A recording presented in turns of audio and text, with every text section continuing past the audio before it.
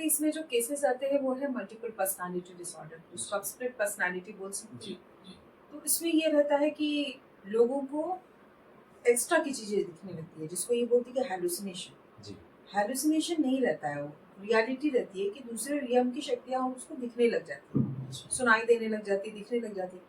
अगर वो चीज हमारे साथ भी घटित हो, एक नॉर्मल इंसान के साथ, तो वो जी भी वैसे ही बिहेव करने लगेगा, क्योंकि उससे फिर तो फर्क ही भूल जाएगा जी कि what is real and what is not.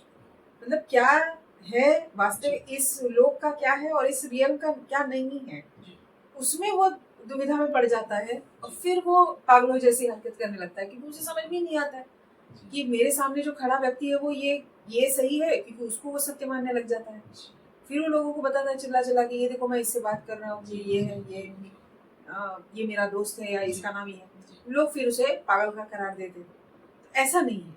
Split personality या फिर जो भी मल्टीपल पर्सनालिटी बोलते हैं, या फिर हेलुसिनेशन जो होता जी है, वो कुछ भी नहीं, वो सब सही है, क्योंकि उनके साथ वो घटनाएं घटित होती है। जी ऐसे लोग जो दूसरे रियल्म के हैं वो उनके साथ कांटेक्ट करते हैं, जी और जिसके चलते वो उन्हें मतलब पागल का करार दे दिया जाता है, जो कि जी सही नहीं है। जी उसका ट्रीटमेंट होता है, जी जैसे कि जो शक्ति है, जैसे धाम में अगर आते हैं, जी जो शक्ति है उसको हम बंधन कर लेते हैं। जी बंधन कर लिए तो वो शक्ति उसको दिखाई देना बंद हो जाएगी, सुनाई जी देना बंद हो जाएगा, उसका जो भी परसेप्शन है वो बंद हो जाएगा। तो जैसे ही बंद हो जाएगा तो हो गया, वो पर्सन एकदम नॉर्मल की तरह बिहेव करने लगेगा, वापस अपने रियल में आ जाएगा। जी तो ये सही तरीका है मेंटल डिसऑर्डर्स को जी ट्रीट करने का, जी ना कि उसको इग्नोर करके या फिर केवल डिप्रेशन का करार देके या फिर उसकी जो टैबलेट्स है वो दे दे के जी उसको केवल सुला के रखना, ये कोई सही तरीका नहीं है।